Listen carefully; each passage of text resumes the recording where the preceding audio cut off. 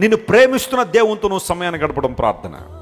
కొంతమందికి ప్రార్థన చేయడం అంటే చాలా బోరింగ్, కొంతమంది ప్రార్థన చేయడం అంటే టైం వేస్ట్, కొంతమంది ప్రార్థన చేయడం అంటే ట్రెడిషన్, కొంతమంది ప్రార్థన చేయడం అంటే చాలా చిరాకు.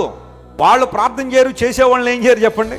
చేయరు. జస్ట్ అప్పుడే భార్య మోకరేస్తే ప్రార్థన చేద్దామని, లే చాలులే చేసేవలే, గొప్ప ప్రార్థన పూర్వాలు బయలుదేరింది ఇంట్లో అంటే నువ్వు చేయట్లేదు. పో నీ కోసం నీ భార్య ఏదో ప్రార్థన చేయనివ్వాలి కదా, చేయనివ్వట్లే. కొంతమంది కుటుంబ యజమానులు ఉంటారు, వాళ్ళు ప్రార్థన చేయరు, పిల్లల్ని ప్రార్థన చేయనివ్వరు. ప్రార్థన ఏంటి, పుస్తకాలు తీసి చదవండి రేపు ఎగ్జామ్స్ కదా అంటే. వేటికి ఇవ్వాల్సిన ప్రాముఖ్యత వాటికి ఇవ్వాలని తెలుసు అందరికీ, కానీ ప్రార్థన లేకపోతే ఎలా? హిజ్కియా ప్రార్థించాడో, మరణమవుతావని దేవుడు యెషయా ద్వారా ప్రకటించినప్పటికీ కూడా దేవుని సన్నిధిలో ఆయన కరుణా సంపూర్ణను గుర్తించి, కృపావాత్సల్యత కలిగిన వాళ్ళని గుర్తించి హిజ్కియా దేవుని వైపు తిరిగి ప్రార్థన చేయగానే 15 సంవత్సరాల ఆయుష్ని దేవుడు పొడిగించాడు. చప్పట్లు కొట్టి దేవుని మహిమపరచండి. నీ జీవితాన్ని ముందు కొనసాగించేవాడు ఆయన.